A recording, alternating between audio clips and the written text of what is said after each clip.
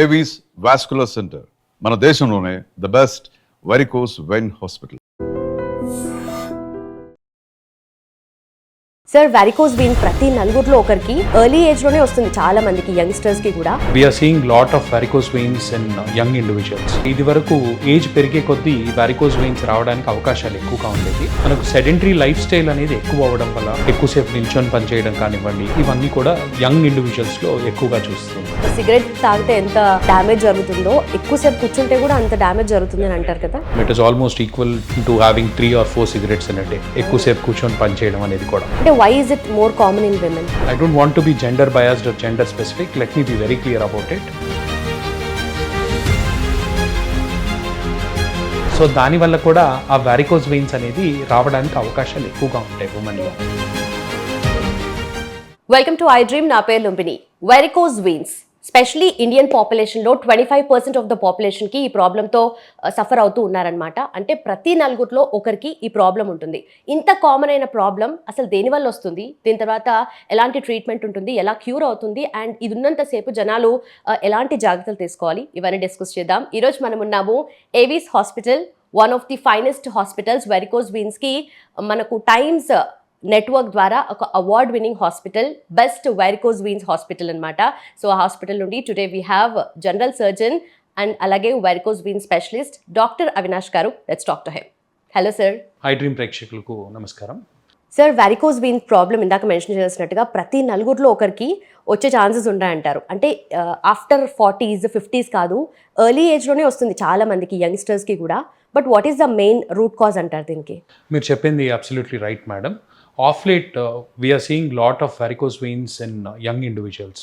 అంటే ఇది వరకు ఏజ్ పెరిగే కొద్దీ వారికోస్ వెయిన్స్ రావడానికి అవకాశాలు ఎక్కువగా ఉండేది. కానీ ఈ మధ్యకాలంలో మనం యంగ్ ఏజ్లోనే చాలామంది పేషెంట్స్ చూస్తూ ఉన్నాము. That is in their early 40s and early 30s.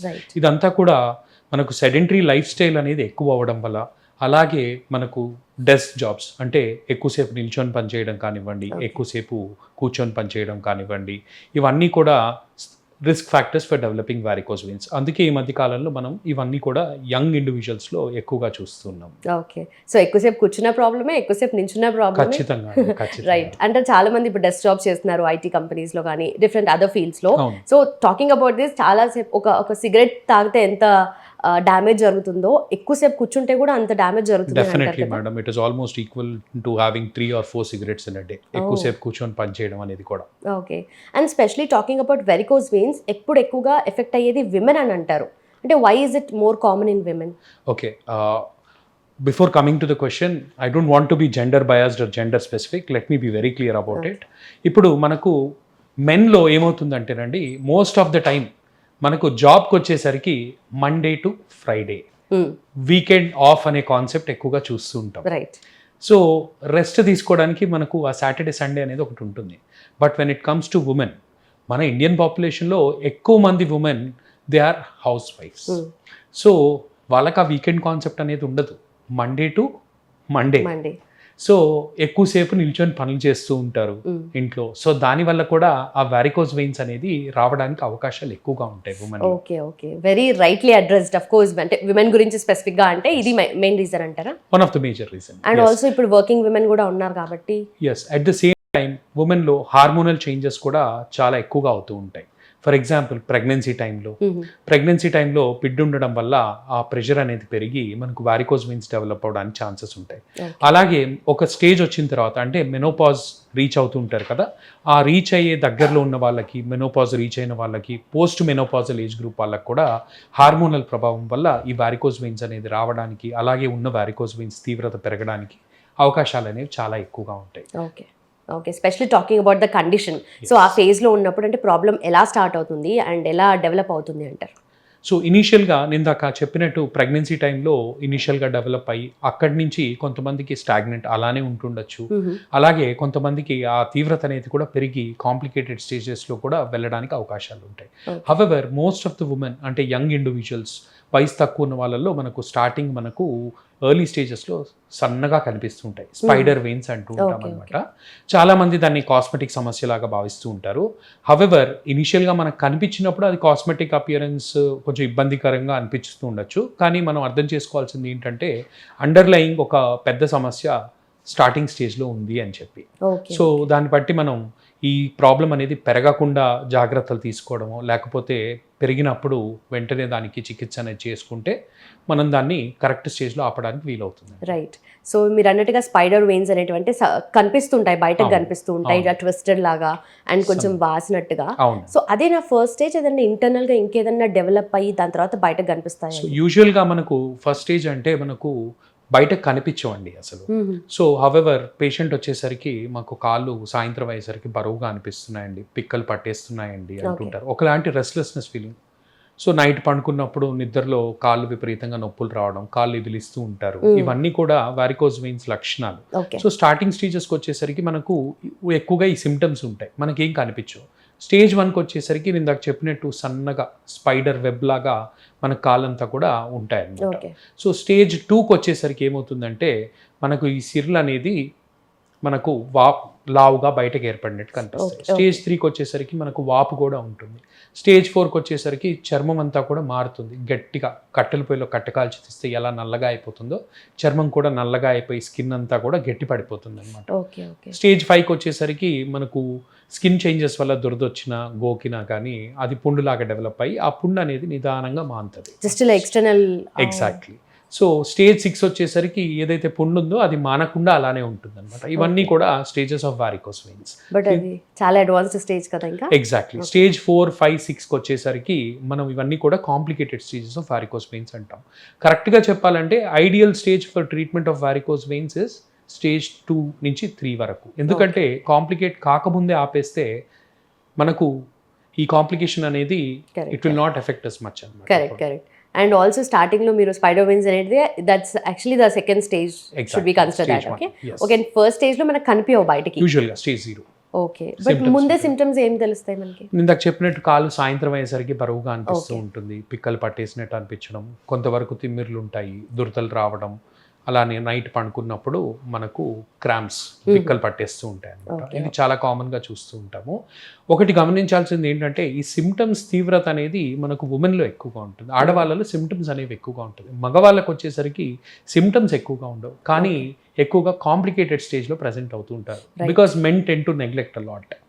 So that is the criteria. So మెన్లో కూడా ఇలాంటి సిమ్టమ్స్ ఉంటాయి, బట్ ఉండొచ్చు, ఖచ్చితంగా ఉండాలని లేదు, కానీ బట్ ఎక్కువగా లేడీస్లో ఈ సిమ్టమ్స్ అనేవి ఎక్కువగా ఉంటాయి. Okay. So usually problem start అయిందంటే ఫస్ట్ వచ్చేది హోమ్ రెమెడీ, ఆయిల్స్ యూజ్ చేస్తారు, లేదంటే బామ్స్ యూజ్ చేస్తారు, ఏదో ఒకటి యూజ్ చేసి మసాజ్ చేయడము. నైట్ టైమ్స్ కానీ స్పెషల్లీ ఎర్లీ మార్నింగ్స్ కూడా కొంతమంది కంప్లైంట్స్ ఎక్కువ ఉంటాయి కదా. సో అలాంటి వాళ్ళు అవి ఎంతవరకు నెక్స్ట్ స్టేజ్కి వెళ్లకుండా ఆపగలుగుతాయా ఏమైనా? Okay, once again I want to make it very clear, I'm not against any alternative form of medicine. Okay, but varicose వెయిన్స్కి వచ్చేసరికి ఆయిల్స్ కానివ్వండి, క్రీమ్స్ కానివ్వండి, బామ్స్ కానివ్వండి, కొత్తగా ప్యాచెస్ అని వింటూ ఉంటాము, అవి కానివ్వండి, అలాగే చెడు రక్తాన్ని బయటకు తీసేస్తామని చెప్పి జలగల్ ట్రీట్మెంట్ చేస్తూ ఉంటారు. ఇవన్నీ కూడా none of these are effective when it comes to Ayurvedic. కానీ కొన్ని బామ్స్ కానివ్వండి, ఇవన్నీ కూడా సిమ్టమ్స్ని తగ్గించవచ్చు, అంటే ఆ కాళ్ళ నొప్పులు అలా తగ్గుతాయి. ఎలా పనిచేస్తాయి అంటే ఇవన్నీ కూడా స్కిన్ మీద రాయడం వల్ల కౌంటర్ ఇరిటెంట్ ప్రాపర్టీ. సో ఇప్పుడు మీరు for example Zandu balm apply చేశారనుకోండి, ఇనీషియల్గా మీకు ఎలా అనిపిస్తుంది, ఒకలాంటి మంట, చల్లగా మంట పుడుతూ ఉంటుంది.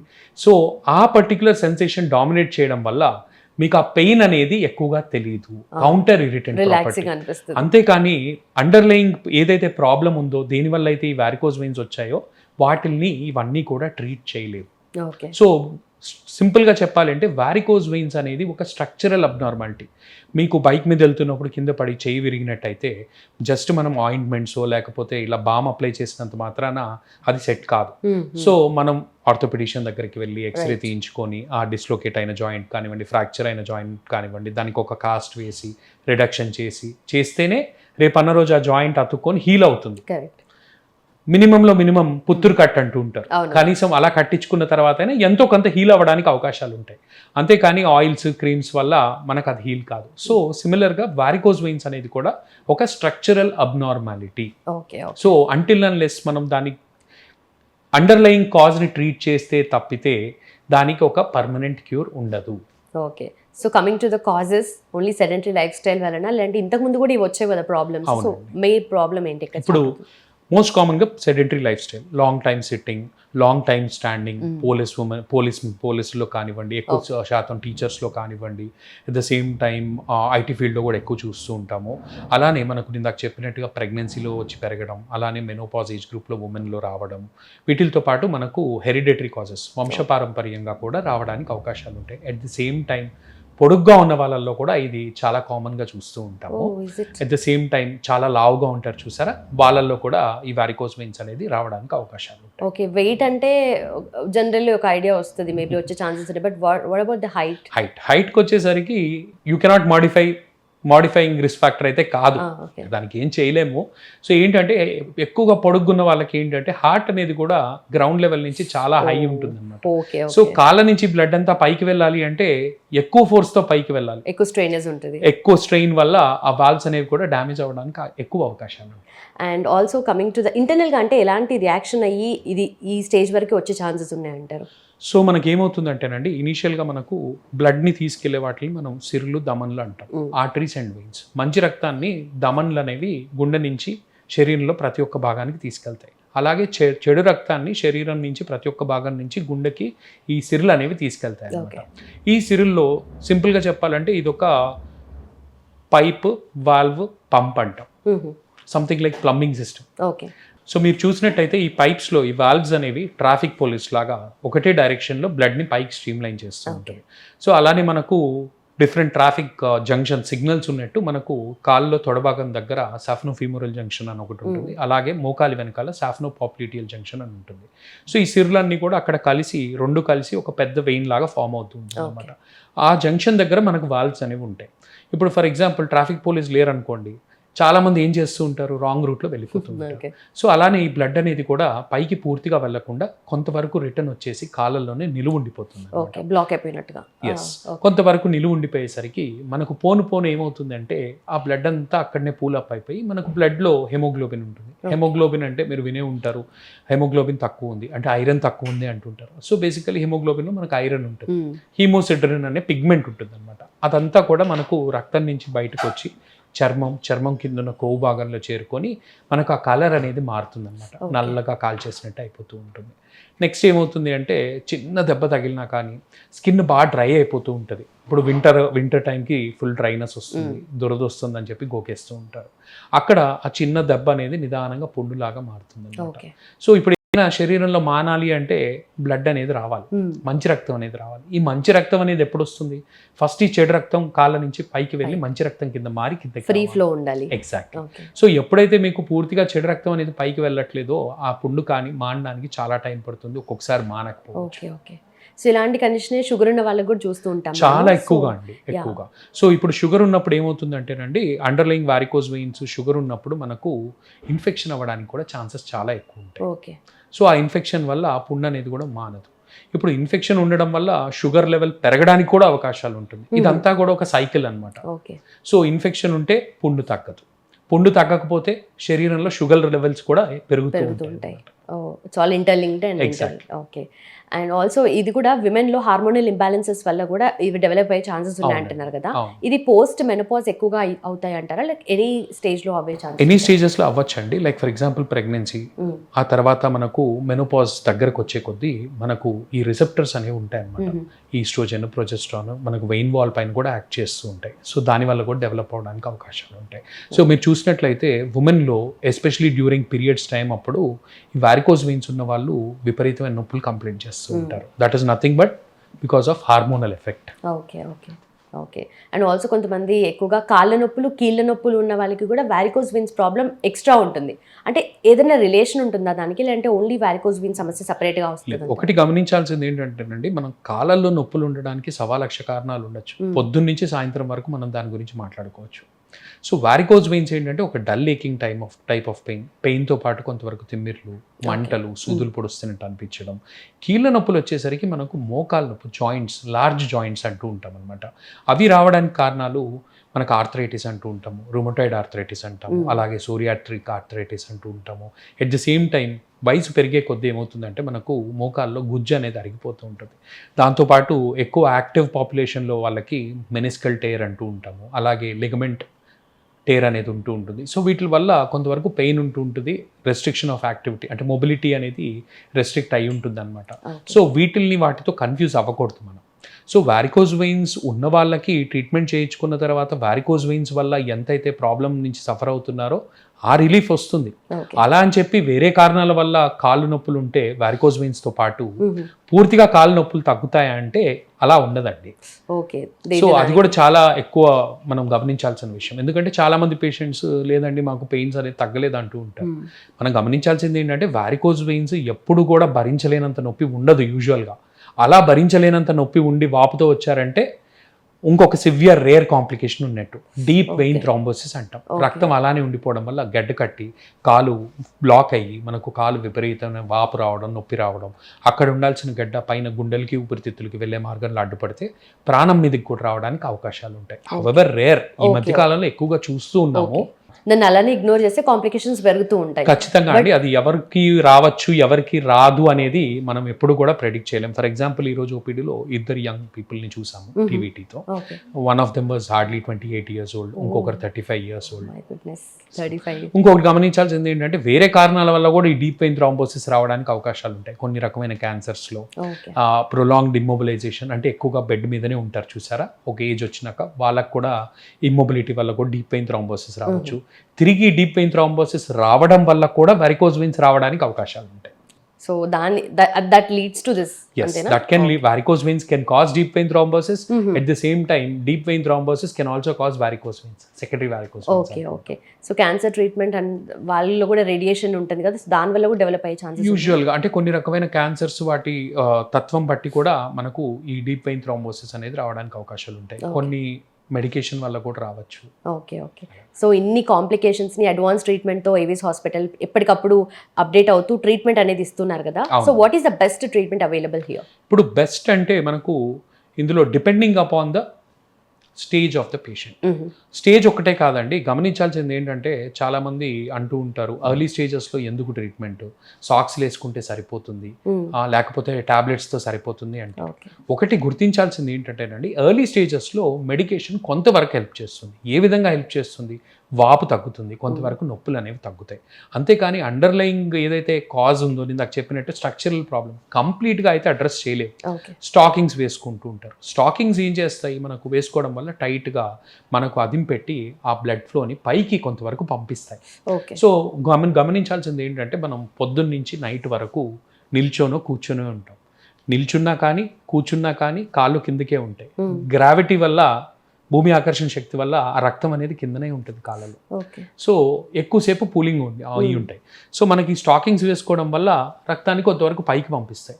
సో ఆ లెక్కను చూసినట్టయితే మనం రోజుకి ఎన్ని గంటలు వేసుకొని ఉండాలి? కనీసం 12 నుంచి 15 గంటలు. ఎందుకంటే మనిషి అన్నవాడు రాత్రి 10 గంటలు పండుకుంటాడు మ్యాక్సిమం. సో మిగిలిన time we're active. So night పండుకున్నప్పుడు ఏమవుతుంది, కాలు జాపుకుంటాం కాబట్టి మన గుండె ఇంకా కాలు ఒకటే లెవెల్లో ఉంటాయి కాబట్టి ఈజీగా రక్తం వెళ్ళిపోతుంది గుండెకి. బట్ నిల్చున్నప్పుడు ఏంటి, ఎక్కువ ఫోర్స్ కావాలి. స్టాకింగ్స్ ఆ విధంగా హెల్ప్ చేస్తాయి. ఇప్పుడు మనం ప్రాక్టికల్గా మాట్లాడుకుందాం. India is a tropical country. Okay, especially మన సౌత్ ఇండియన్ క్లైమేట్ ఎలా ఉంటుందంటేనండి we hardly have 2 or 3 months of winters. అది పక్కకు పెట్టేస్తే మిగిలిన టైం అంతా కూడా వేడిగానే ఉంటుంది.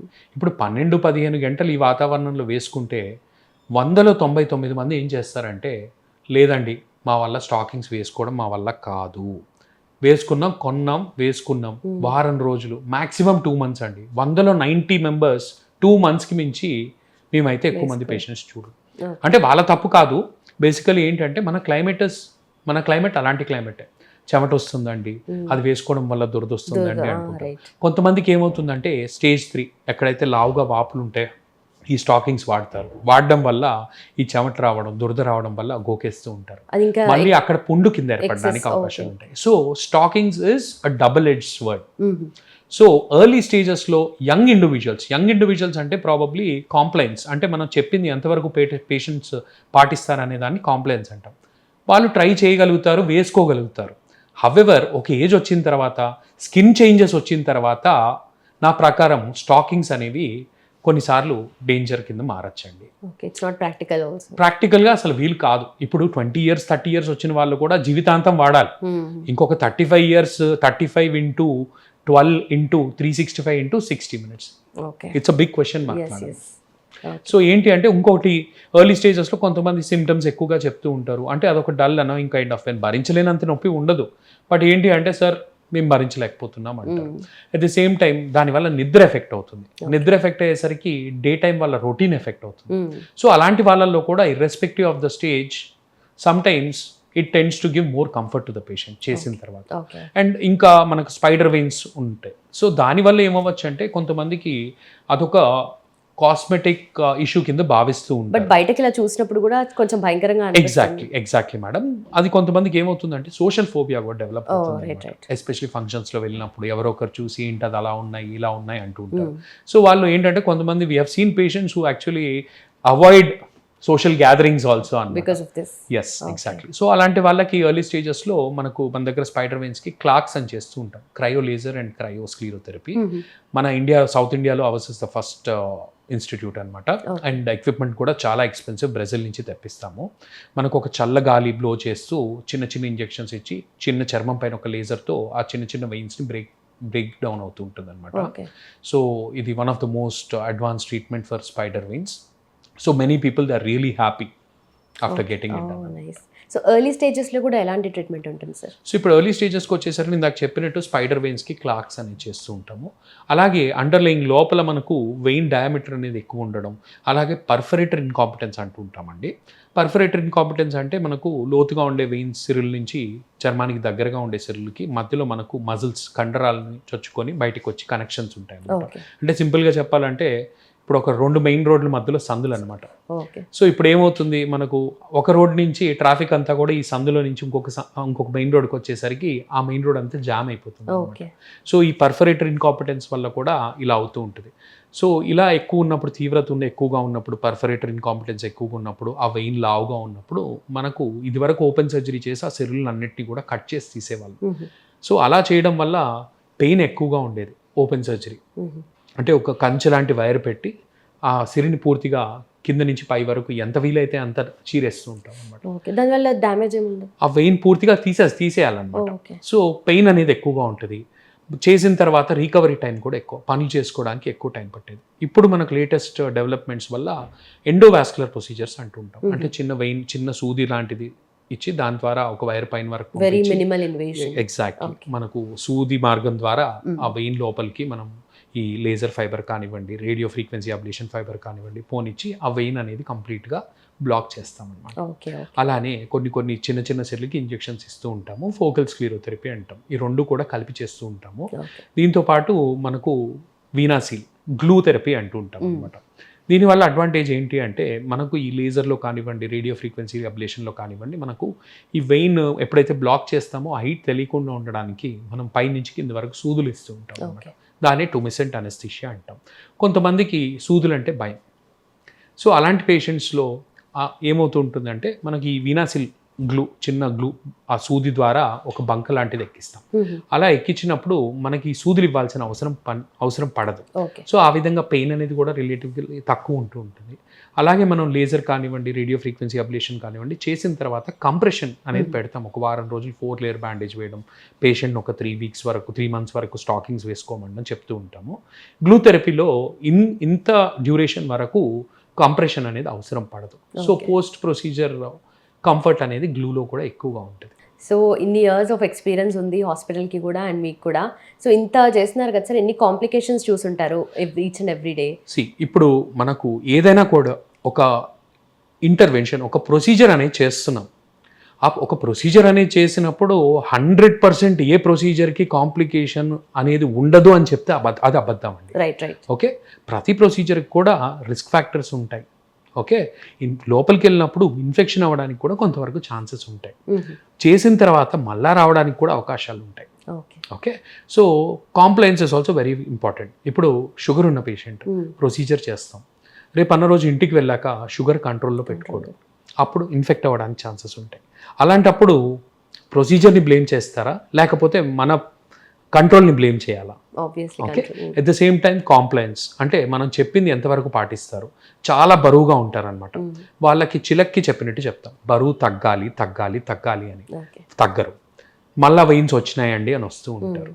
ఓకే, సో ఇవన్నీ కూడా రకరకాల ఫ్యాక్టర్స్ ఆర్ ఇన్వాల్వ్డ్. ఓకే, చిన్న చిన్న కాంప్లికేషన్స్ ఉండడానికి అవకాశాలు ఉంటాయి. హౌవెవర్ కాంప్లికేషన్ రేట్ అనేది చాలా తక్కువ అండి. Okay okay. ఓకేనా? సో ఆల్రెడీ వచ్చిన తర్వాత మళ్ళీ ప్రొసీజర్ చేసిన తర్వాత కూడా మళ్ళీ రివర్స్ అయింది అనుకోండి, అది వచ్చింది అనుకోండి మళ్ళీ problem. Okay, so major causes మళ్ళీ వెయిట్ గెయిన్ ఇవన్నీ ఉంటాయి అంటే ఖచ్చితంగా అండి. మళ్ళీ వచ్చినాయి అంటే ఒకటి గుర్తుపెట్టుకోవాల్సింది ఏంటంటే మన కాళ్ళలో ఉన్న ప్రతి ఒక్క వెయిన్ని మనం ట్రీట్ చేయలేము, చేయకూడదు కూడా. ఓకే. ఇప్పుడు ఇంజెక్షన్స్ ఇస్తాం ఫోకల్ స్క్లీరోథెరపీ, దానికి ఒక లిమిట్ ఉంటుంది, ఒక సెట్టింగ్లో ఇంతకు మించి ఇవ్వకూడదు.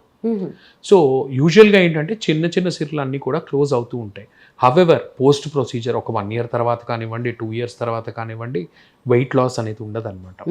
వెయిట్ లాస్ అవ్వనప్పుడు ఏమవుతుంది, అల్టిమేట్ అండర్లయింగ్ కాజ్ దేనివల్ల అయితే వారికోస్ వెయిన్స్ వచ్చినాయో అది ట్రీట్ అవ్వట్లేదు అక్కడ. ఓకే. బరువు ఎక్కువ ఉండడం వల్ల, ఆ ప్రెషర్ వల్ల మనకు ఆ వాల్వ్స్ డ్యామేజ్ అవ్వడం, మళ్ళీ తిరిగి సిరి ఓపెన్ అప్ అవ్వడానికి అవకాశాలు ఉంటాయి అన్నమాట. So weight loss is compulsory after the procedure. బరువు ఎక్కువ ఉన్న వాళ్ళు ఖచ్చితంగా బరువు తగ్గాలి. చిన్న చిన్న సిర్లు అనేవి వస్తే దానికి మనం చిన్న ఇంజెక్షన్స్ ఫోకల్ స్క్లీరోథెరపీ ఇస్తూ ఉంటాం. హవెవర్ పూర్తిగా వెయిన్ ఓపెన్ అయితే మాత్రం మళ్ళీ చేయాల్సిన అవసరం పడచ్చు. ఓకే. సో ఒకప్పుడు అంటే ఓపెన్ సర్జరీ చేసేవాళ్ళు, ఇప్పుడు మినిమల్లీ ఇన్వేజివ్లోనే అయిపోతుంది. ఎగ్జాక్ట్లీ. బట్ ఎర్లీ స్టేజెస్లో కూడా అసలు ఎలాంటి ప్రొసీజర్ లేకుండా ఓన్లీ విత్ మెడిసిన్ అలాంటి క్యూర్ ఏమైనా ఉంటుందా మనకి? విత్ మెడిసిన్ గుర్తుపెట్టుకోవాల్సింది ఏంటంటే వచ్చిన సిరులు పోవు, ఓన్లీ సిమ్టమ్స్ వరకు రిలీఫ్ వస్తుంది మనకు.